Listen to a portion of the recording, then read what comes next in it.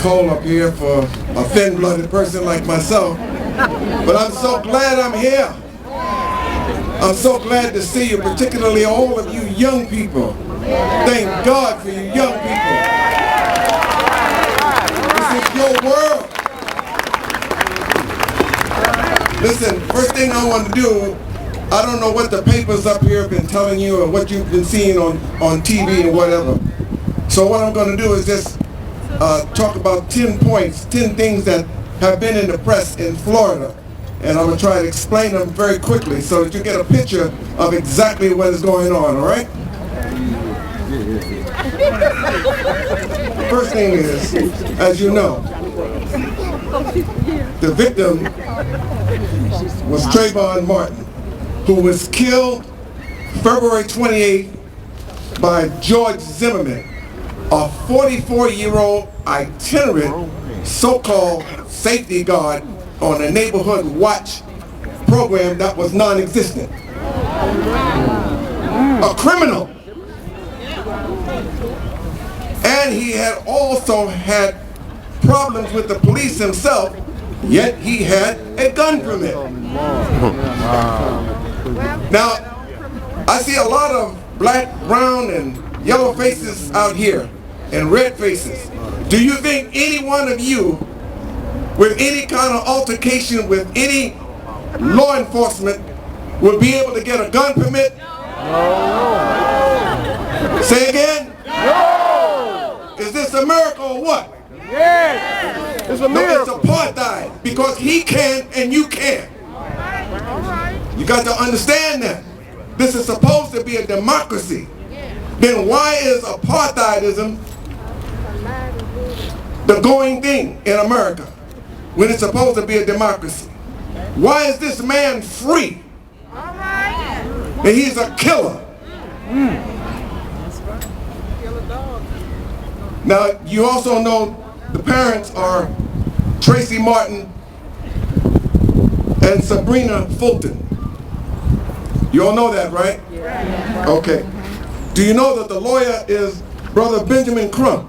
Yeah. Bad brother, African brother, strong black brother, trying to do a job in a sea of what we can call mystery, because it doesn't make sense what they're doing in Florida. Now, State Attorney Norm Wolfinger must press charges against Zimmerman. That's coming from Benjamin Crump. That's the issue. He must press charges against Mr. Zimmerman. Okay? Now, the neighbors heard screams of Trayvon. They heard the screams. They heard the screams. Sanford Police Chief Bill Lee, there's no reason to doubt Zimmerman's claim of self-defense. That's what this man said, and he should be fired. Yeah. He should be fired, and then there should be criminal charges brought against him for dereliction of duty.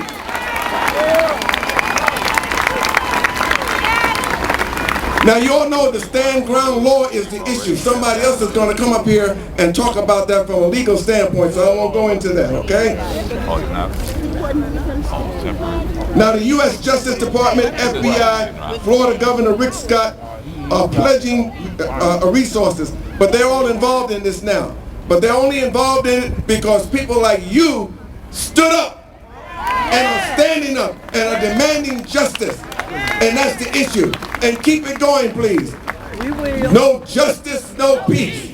No justice, no peace. Hotel. No justice, no peace. No justice, no peace. No justice, no peace. No justice, no peace. No peace. No peace. I want you to keep that same enthusiasm. I want you to keep that same enthusiasm as we drop each other in the neighborhood. I'm just saying. Jessica Care-Moore has a point. Jessica.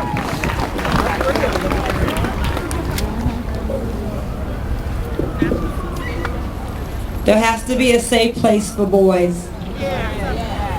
There has to be a safe place for boys, brown boys who lace their will and dreams inside designer shoes, Untraceable boys we lose with no media attention to the prison industrial complex.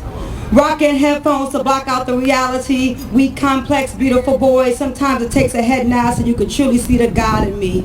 I know they walk at night like stars because they created this astrology. So one of ours is taken. We want justice, not apologies. I want to walk in a store or from a store when no one's trying to follow me. You follow me?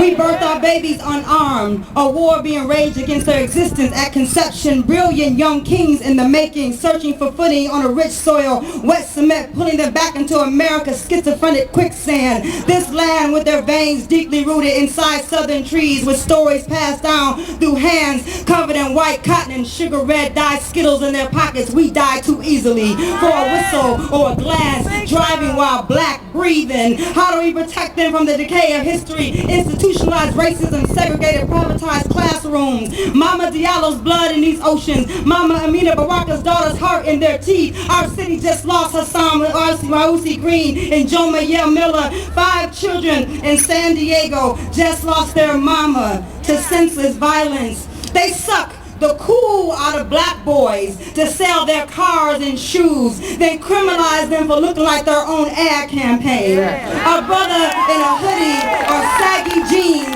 has never treated me any worse than a suit and tie noose.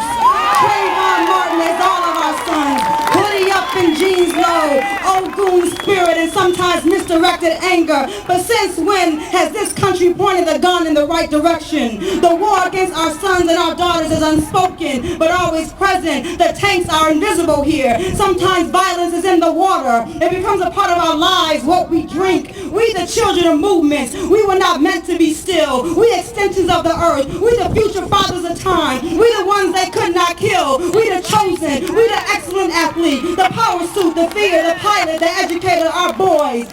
Targeted while attempting to outlive their circumstance. To walk in a place that detached our legs from trees that bore strange fruit and gave birth to blues. Are we to push them back up into our wombs to save them from a life of inhumanity? Where is the Sonia Sanchez haiku vision of peace? We raise our daughters and pray our sons just make it home from school. We bury our daddies too young. I need to say that all of my girls have had guns to their heads. That we have been a crystal city under fire long before any recession. That we have been outliving death since birth. I've been burying my friends since I was 15 years old. Not everyone knows what that feels like.